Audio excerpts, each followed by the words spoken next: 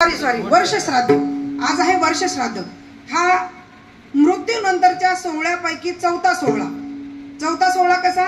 मृत्यू झाल्यावर पहिला सोहळा असतो देह अग्नी, जो आपण गंगेवर करतो। देहावर पूर्ण विधी करून आपण देहाला अग्नी देतो। दुसरा सोहळा असतो 10वा, तिसरा 13वी आणि हा वर्ष श्राद्ध 1 वर्षानंतर। मग मधले लहान लहान सोहळे कोणी करतात नाही करतात, केले चालतात नाही केले चालतात। हा 13वीचा जो सोहळा आहे हा मग त्या धर्मराजाला कृष्णाने सांगितलं की 13वीच्या दिवशी हा अंतिम टप्पा असतो त्या मेलेल्या मृत झालेल्या व्यक्तीचा। आज जे काय अन्नदान, जे काही तुम्ही ज्ञानदान कराल हे सर्व तुम्ही समर्पण केलं की त्यांना पोहोचतो। तुम्ही म्हणाल कसं पोहोचल? काही काही लोकांना वाटतं इथं केलेलं तिथं कसं पोहोचल? पैसे पोहोचतात की नाही मोबाईल मधून? आता इथून तिथं पाठवले की जातात, मेसेज जातो। मग कुठून जातो? हवेतूनच जातो ना। आता दिल्लीहून कोणी बोललं की इथं आपल्याला ऐकू येतं, मग कशाने येतं? हवेतूनच येतं ना, टावर टू टावर।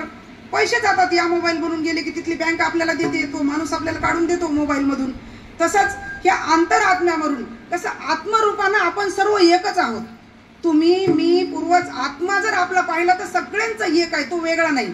मग जेव्हा आपल्याला आपण कोण आहोत कळतं ना, तेव्हा आपलं पोहोचतं। मग आज जरी आपल्याला आपण कोण नाही कळलं तरी संतांनी त्यासाठी मार्ग दाखवला की आम्ही सांगतो त्या मार्गाने चला, हळूहळू तुम्हाला सापडेल।